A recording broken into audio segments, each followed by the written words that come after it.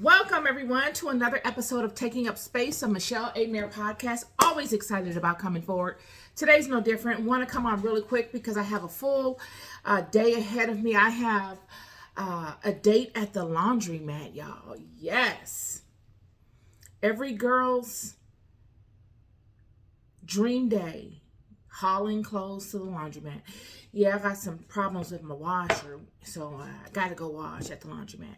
But I wanted to come on and give you guys a word to chew on today and to help all of our up-and-coming influencers, all of the up-and-coming people in our local communities get a perspective, maybe give you a word of encouragement, and then also to offer a word of advice or maybe a word of perspective to all of those people that make a living off of partnering with others. All of those people that have the ability to tap into business capital, working capital, and pour that money into vessels that are worthy of their attention, of their resources, of their time, so that they can get a result from that pouring. They can multiply their money through other people. Because, truth be told, this is the way of the world. We're all investing in one another in one way or the other. Whether I invest in you in form of my time working for your organization in hopes that you will be able to find the money to pay me by way of the investment that I put into you. My job is facilitating the greater good of this organization. Thus, I expect to be compensated out of this good that I am feeding into the organization, making the organization successful.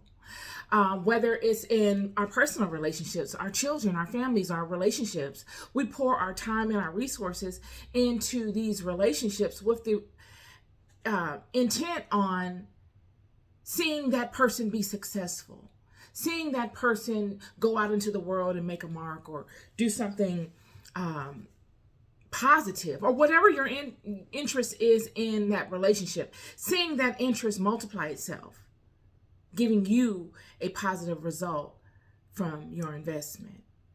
We're living in a world of people that invest. All of us are investing our resources, our time, our interest, our attention into something because we expect to get the maximum result from it. And when we don't get the maximum result out of any of our investments, we feel cheated, don't we? We feel as if we have come up short or we were misled in some sort of way based upon what was initially stated and agreed upon. That's why these agreements are so super important. You've got to have an agreement. I don't care if you are in a relationship romantically with someone. If you don't know where you stand in that relationship, you have no stability in it. You have no claim to it. It's all in your head. You can't hold that other person to any level of standard that you don't agree upon, friend. You can't say, well, I thought that he knew, or I thought that she knew, or they should know, or all of these ambiguous statements that we make to one another to fill in the gaps of things that we don't feel comfortable with stating and giving someone somewhat of an ultimatum in upholding. You can't ever assume. You must have the wherewithal within you to literally aggregate that thing openly and say, this is what this is. This is the portion that I'm going to do. This is the portion that I think you should do. And this is the expectation that I have in that. And that's the conversation that I want to have with you today. I guess I could start with, are you a wise investment?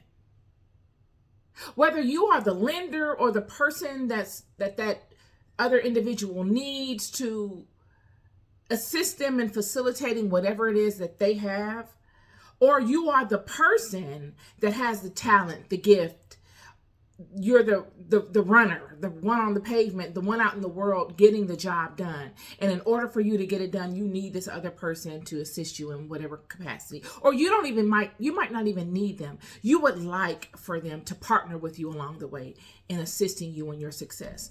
Are you a wise investment? Either parties. That's the first thing you must determine. And what would one consider as a wise investment? The world would say that a wise investment is someone that looks the part, someone that has all the proper receipts. They have all the proper recommendations from other people. They have a huge group of people that support them and speak highly of them. But I'm here to tell you, friend, that could be a setup for disaster. That could be all a facade. Those could be the Sodom and Gomorrahs of the world. In ancient times, Sodom and Gomorrah was known not because of its sexual promiscuity. That wasn't really what gave Sodom and Gomorrah its title or what made it so wicked. In fact, in the Bible or in the Apocrypha, it doesn't even speak to that. It speaks to Sodom and Gomorrah being wicked because of the intentions of the people that lived in that city. Everyone in the city came to a group consensus that they would do wickedness. It was in the law. It was written in law of the city. We will entrap people. We will premeditatively coerce innocent people into this state. And we will do in this state what no other state does, so that these people will not be on the lookout for the type of wickedness that we will do. We will beguile them on levels that they will never even expect to be beguiled upon. And this will be what makes us so super successful. They would coerce people into their city by way of being friendly. They would look the part, all of them. And then when they would coerce the people in, even on an individualistic basis, because it wasn't as if the people of Sodom and Gomorrah worked in tandem with one another and went out and coerced these people in a group. No, they all individually did it. So when a traveler would come, they would say, "Come in, let me feed you, and I want to be your friend, and I want to help you get you some rest, and we'll sit up and talk at night and laugh, and it'll be a great time." And they would do all these things, and the people would be like, "Wow, these are really nice people. I've never heard of this town. No one's ever spoken to me about this place. This is a hidden gem. How lucky am I?" And that person would spend day after day, and every day that person would get up to leave, the people that they would be with would say, "Oh, no, stay one other night. We're having fun." And all the neighbors and everybody in the town would be super friendly because they're all in on it. All of them are in cahoots with one another. Only person doesn't know is the traveler. And the only reason the traveler hasn't heard of this place is because when you go into Sodom and Gomorrah, you usually never make it out. So they have no one really to tell the story of what's really going on there. And when the traveler decides, okay, I can't really say any longer, I really got to get going, they would then begin to show the true nature of themselves. They would steal things from the people openly. And then when the people would complain about it, they would deflect and make the people feel as if they had done something to bring it on. They would lie and say, "Oh no, I didn't steal this from you. You gave this to me." And then when the people would, or the person would say, "No, I didn't give you anything," then they would do something completely out of context, like grab a rock and hit them with the rock in the head. And then the person is like, "Why are you hitting me with this rock?" And they're holding their head. Then they would go get a tissue, the one that hit them, and wipe the blood that they caused the person to experience off of their head and say, "Okay, now I need $500 for assisting you in your trauma." It was completely ridiculous. It was like the Twilight Zone. And then they would go in front of the judge. They call law enforcement, and then the law enforcement will go in front of the judge, and all of these people are all in cahoots, but the people wouldn't know it. They would think all of these different systems were working in the normal way that the systems were set up to work in, but all of them were all in cahoots with it. They were just mimicking the systems and then imploring all of their laws and regulations over the systems, which were wicked. And they get in front of the judge, And then the judge would say, you actually owe this person this money. You actually stayed with this person, and yeah, I don't know what happened, but in our town, when you stay with someone, you actually have to abide by the rules of that person's house. So whatever that person told you, you actually owe them. So that's kind of how it was at Sodom and Gomorrah, and that's how it is a lot of times when you have these people that will come upon you that you probably know. When you ask of certain people, they will tell you their spin on the people. And just because they are their head count is up and it's more than one and they're in agreement and you may do business with them, that does not mean that those people are telling you the truth, friend. They don't. It means that they're just in agreement to the lie and the deception. That's all it says. So you want to ask yourself, are you a wise investment? That's the first thing you need to establish. And how do you determine yourself to be a wise investment? And my interpretation of this is, you've got to know what it is that you are looking for in that person. Whether you are the person with the talent and you're looking for people to invest in you, you've got to know what it is you're looking for in those investors, because every investor doesn't deserve your talent. You've got to know, are these investors knowledgeable of my gift, of what my offering is, whatever that is, my talent, my vertical that I specialize in? What relationships do they have in my vertical? How can they assist me expand myself within my vertical? And just as you're asking this, the investor, or whoever it is, the partner that you're looking to partner with, needs to ask themselves, what does this person know of this industry? How will this person shine uniquely in this industry so that I can get the maximum result of my efforts out of this person? Is this person motivated? Are they self-motivated? Will they constantly need me to micromanage them? Because I don't have the wherewithal to do that. I got other investments and I have other things that I'm focused on. I don't want to make this person my primary investment, and I don't want to have to babysit this person just so I can get the maximum result out of my investment in this person. Is this person self-motivated? Does this person actually love what they do? Is this what they default to regardless? Would they be doing this anyway? Because if so, this person will not need motivation. If so, this person will be able to withstand insurmountable challenges. They'll be able to overcome all the stumbling blocks, whatever they are, and offering up this thing creatively. They will find creative avenues to offer their gifts up in the most effective way and within the most consistent way possible, because it's what they love. It's tied to something that is of a core value to this person. And in order to be able to see that in someone, you've got to know what it feels like to have that within you. Or else you will overlook this vital nugget.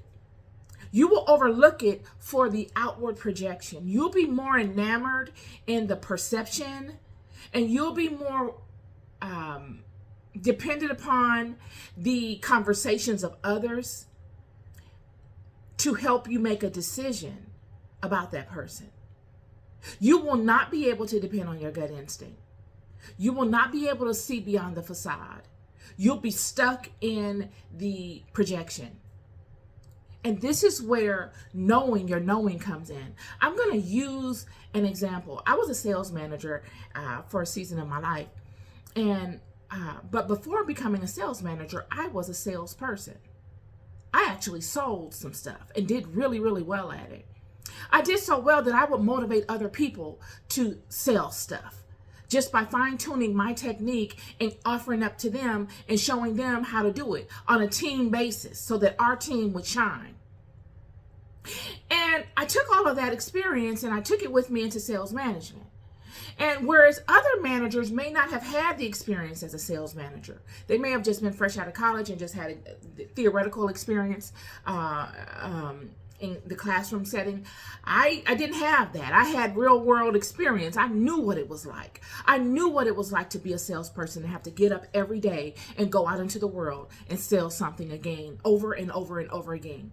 No matter how tired you are, no matter what your personal life is going through, no matter how you feel about it, no matter what your experiences are within that organization year after year after year after year, you got to get out and get after it every single day, because if you don't eat.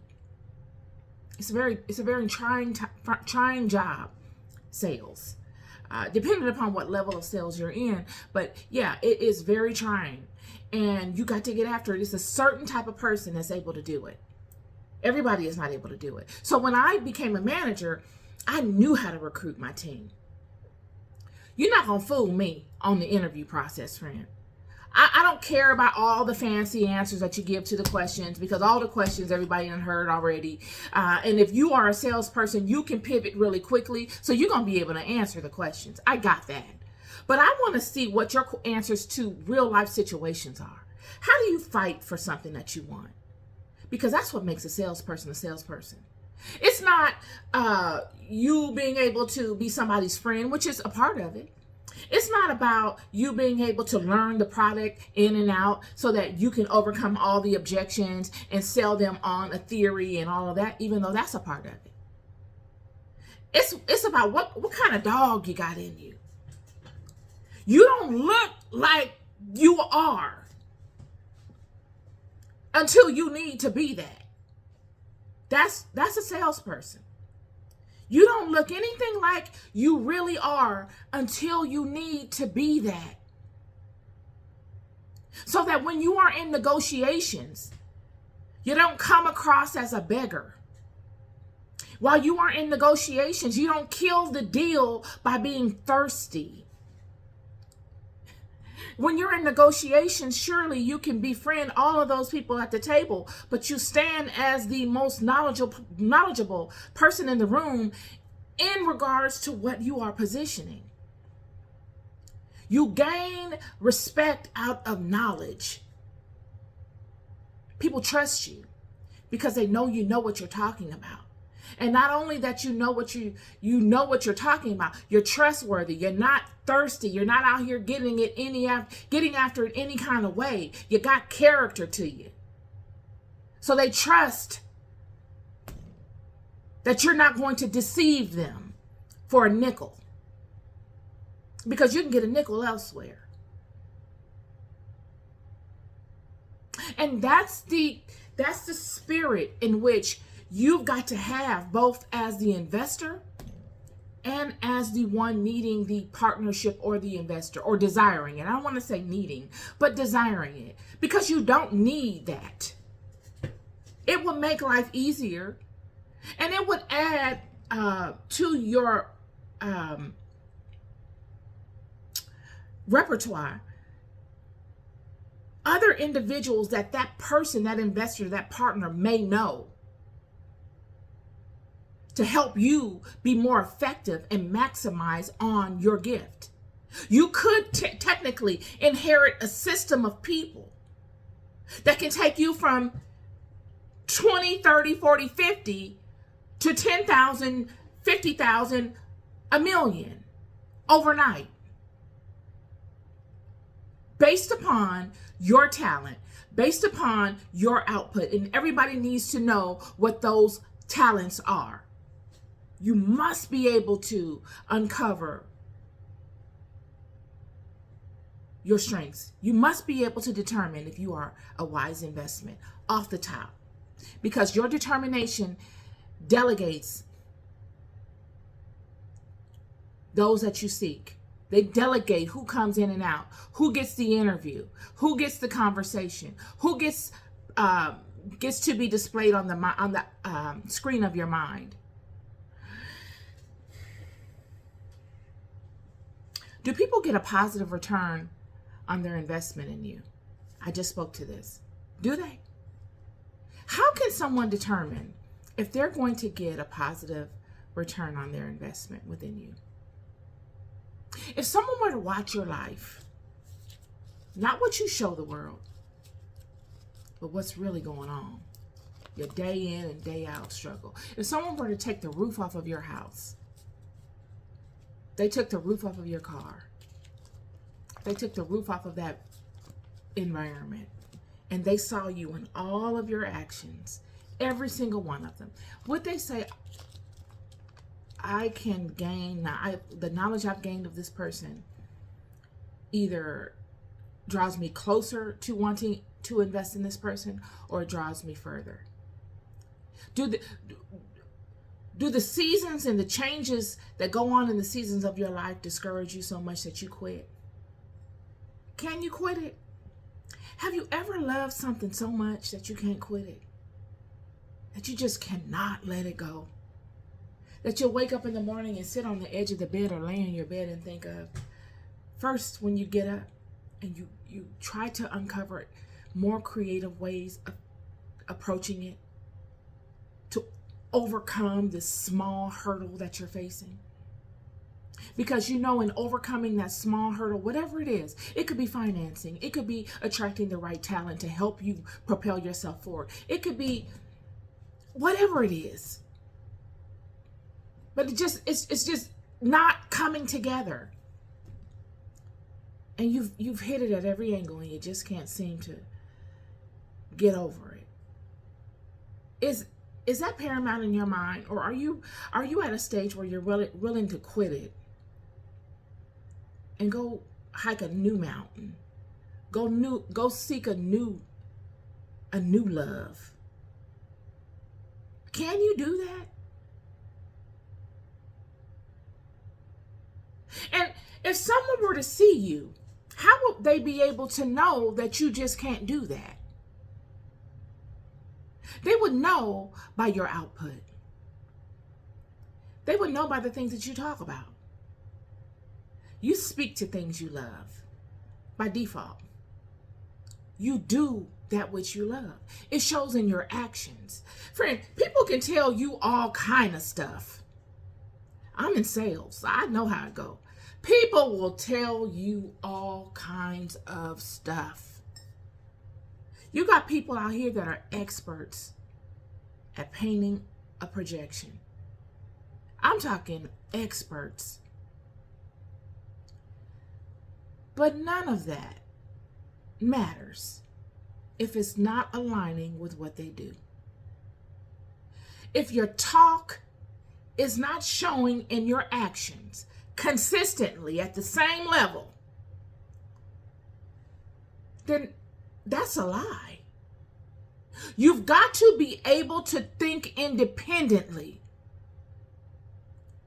both as the partner investor and as the person looking to partner and have someone invest in them. You've got to be able to think independently, lest you will be manipulated. You've got to be able to see a thing based upon your own life path. This is commonality. And this is what I speak to when I look for partners or people that I may want to invest in my business, because I don't want everybody to partner with me. I don't want that. I don't care if that limits me to nobody partnering. I will go it alone before I align myself to anybody that is not equally yoked. That would be a recipe for disaster for a person like me, because I'm an all or nothing kind of girl. And so I need truth. I don't need any kind of inequality going on. Inequality is a burden that I'm going to have to carry, and I got enough burdens on my back. So I need to know that you are equally as interested in this partnership or investment as you say you are. Not so that you can carry me. I don't ever need you to carry me. Most people that need partnerships or investments don't really need someone to carry them. I need you to see the vision. I need you to be locked and loaded in the vision just like I am. And even if you're not 1,000% locked and loaded in the vision as I am, you've got to meet me at least 50% of the way. Because truth be told, friend, people are not always going to be as passionate about your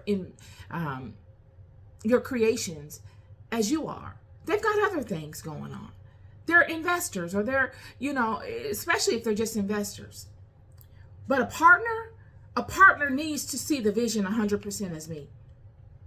And them seeing the vision just as I do allows me to trust their discretion, allows me to trust their input in a way where I don't have to second guess it. I don't have to micromanage it and check it every step of the way.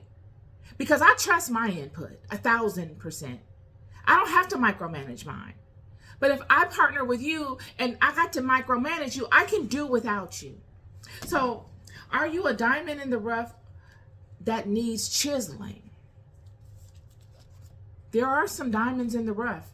I'm telling you, if I ever get myself to where I want to be with all of my creations, I have a number of people that I have spotted that are just pure diamonds in the rough that just need chiseling.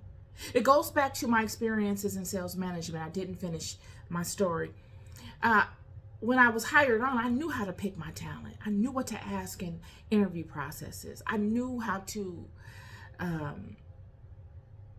knew what to spot. And that's because I was there and did it. I knew the path. I had gone through all of that terrain, through different seasons and through different situations in my life. I could relate 1,000% to all of those people I was interviewing. And that's kind of where you have to be when you partner with people, or you look to invest in people. You've got to be able to know what it's like to go through things, to be able to capture the essence of what that person brings.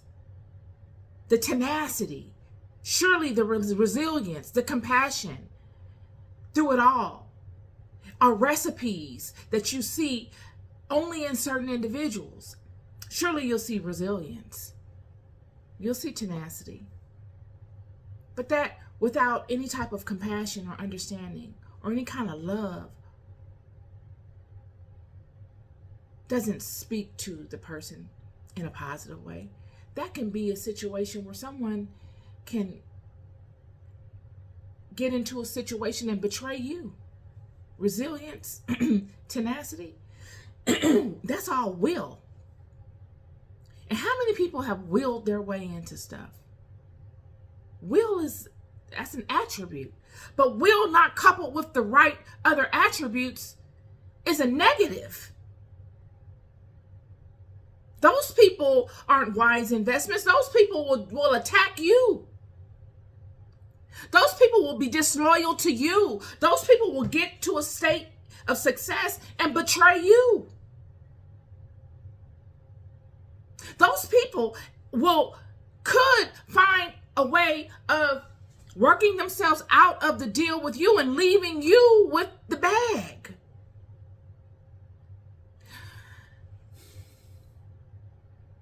So if you are a diamond in the rough and you need chiseling, in order for someone to see you as a diamond in the rough, they have had to have been one themselves, friend.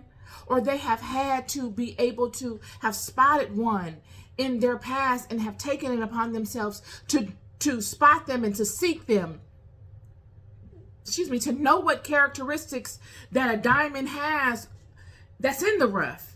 To be able to spot it, it's got to be able to know what environment will foster such a precious gem, and then go to that environment and premeditatively seek for it, find it, chisel it, to know how to chisel it, or to know who to go to and partner within their network that can chisel it so that it shines its brightest. And in it shining, they get the maximum result from the investment. Are you gold that's not polished? It's the same analogy as a diamond. You've got to know someone or partner with someone that knows where to go. Or even if you don't partner with them, that person you are looking to partner with potentially or to invest in you has to know where to go to find this type of mineral. or these types of minerals so that they can spot them in their rawest aspect to determine if they are what they exactly say that they are. And then to go to someone else to polish it or to siphon it, melt it into a brick, polish it and chisel it into a diamond. Lest you are the one that only goes to the end result people that have already chiseled it. It's on display in a case looking beautiful. And you say, oh, okay, I want that one. That one looks good. I want that one. And now you're at the mercy of the integrity of that person in which you're buying it. Is it real? Are you being bamboozled? Is this actually what it looks like? Is this actually what it's presenting itself to be? Is this a long-term investment like I think it is? Because I'm looking for a long-term investment. So I'm going to this guy over here who I trust because other people have told me he's worthy and he's trustworthy. And I'm going to buy this diamond, not knowing you're in a whole Sodom and Gomorrah situation again. The whole system is corrupted. Everybody that's referring you to this guy knows that he's selling fake jewelry and they're in cahoots with it. And this guy is positioning this fake jewelry. And he's worked with other people that have polished and chiseled these stones and these elements up to look like something it's not, so they can beguile people like you. And you go and you invest your resources in it thinking it's something it's not. And you put it in your safe. And then when all hell breaks loose in your life and you've got to capitalize on your investment in this thing, you bring it out of your safe and you take it to someone that specializes in this, that's not within the Sodom and Gomorrah circle, and you find out that it's worthless and you have nothing.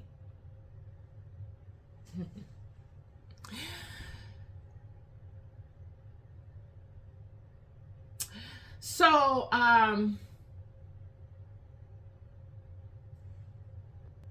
so I say all these things to give you a visualization of how we can view our relationships. How, whether you are a investor or a partner looking to partner or invest in someone else, or you are the person creating that thing and you are looking to maximize on your creation and partner with other people or even allow investors into your circle. You've got to uncover and discover these fundamental aspects. You can't go with what other people are talking about because other people have agendas, friend. And just as the children of Israel, when God created them as a nation and he told Abram, he said, wherever you go, you will be blessed. You will be a blessing. What is a blessing? A blessing is an umbrella for a number of good things. A blessing is all goodness, prosperity, success, spiritual protection, spiritual help at the drop of a hat. Whenever you need it, it will appear. Protection against adversity, coverings that you can't even really put a finger on. They're so supernatural. These are blessings that come with these children. And these children will go on a journey, and everyone around them will be vying for them, pieces of them, because they'd be jealous. They'd be jealous of what this God would do for these children. They would be jealous of the blessings of these children. They would want to partake in it some way, shape, or form. And these nations would. Look at Babylon. Look at King Nebuchadnezzar. He would take these children and house them in his kingdom and partner with them. Partner. Because he knew this fundamental truth, that everywhere these people go is blessed. So having a partnership with someone that is in alignment to the same truth will only bless you. Investing your resources in people that align to this fundamental truth will only bless you. It will get you the highest reward for your investment.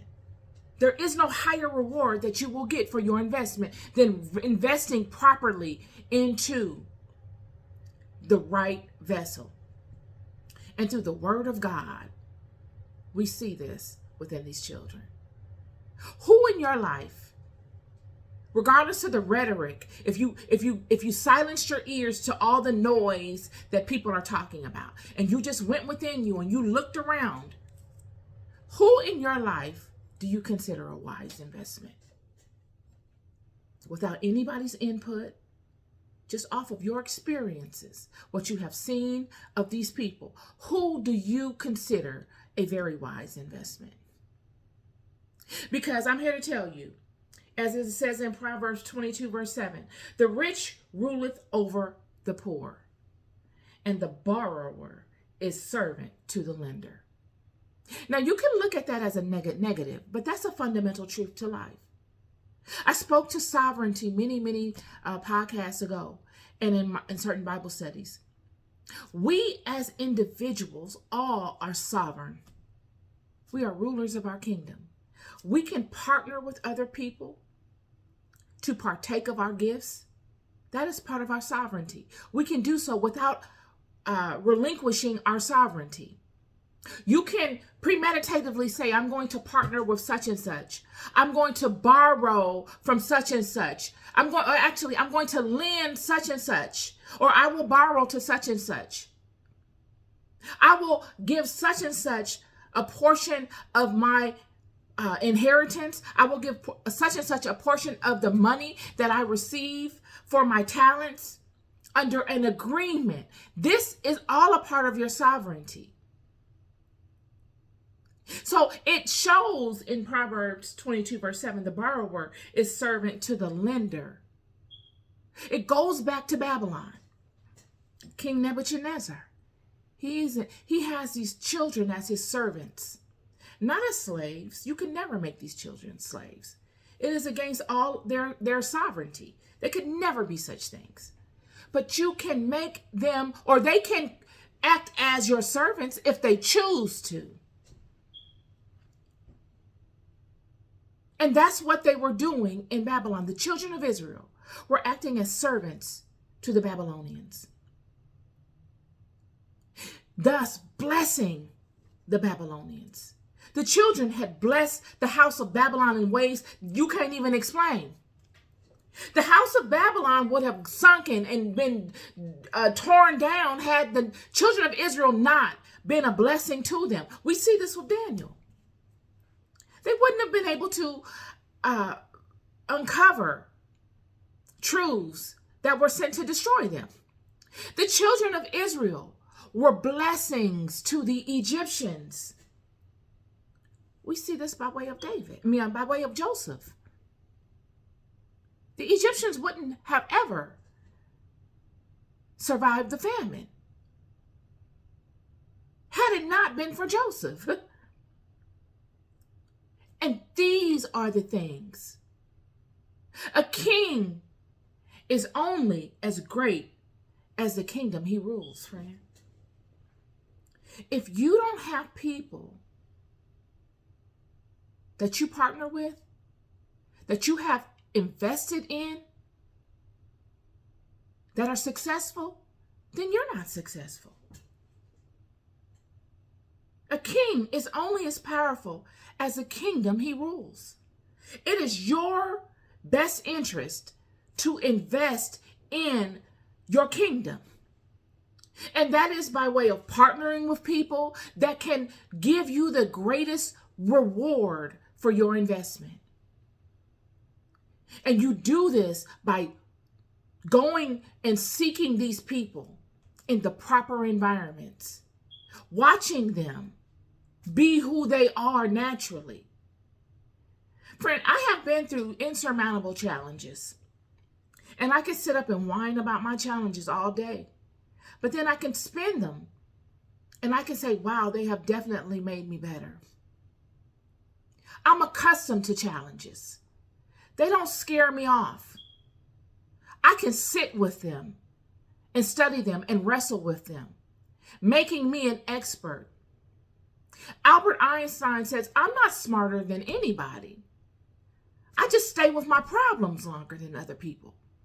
I don't run away and hide from them. Problem solvers don't run away and hide from their problems, lest they're no problem solvers. And these are the people you want to align to. I'd rather have one or two or three of these type of people than to have 1,000 of a bunch of other types. Because in that instance, I have 1,000 headaches. I got 1,000 people that I got to micromanage. I've got to hire people to help me manage these other people that are not accustomed to the rivers and the waters and the mountains and the hills and the valleys that come with certain environments. Yet if I have 3, I can do much with 3. These 3 will multiply to their maximum capacity with just a little assistance. They sleep good at night in the midst of insurmountable challenges, giving them the ability to get up in the morning and chip away at it the more. They're not sluggish. Their mind is not foggy. Surely they could be going through all hell, but their mind is sharp and keen and focused, and they are still able to give me the maximum output. I'm looking at these people and I'm saying, wow, under all of these stressors, through all these changes, through all these seasons, years on end of people and their stuff and coming in and out of life's challenges and dealing with it, these people are still able to produce. And what they're producing is not average. It's far above average. So could you imagine what these people would produce in the most opportune environments? Could you? And these are the things that the enemy wants to disguise. These are the smoke and mirror projections the enemy wants to fog. They don't ever want you to think like that. But I encourage you to think like that.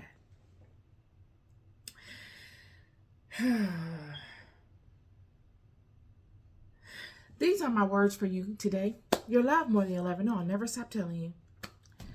Keep going. And be blessed. Peace and love.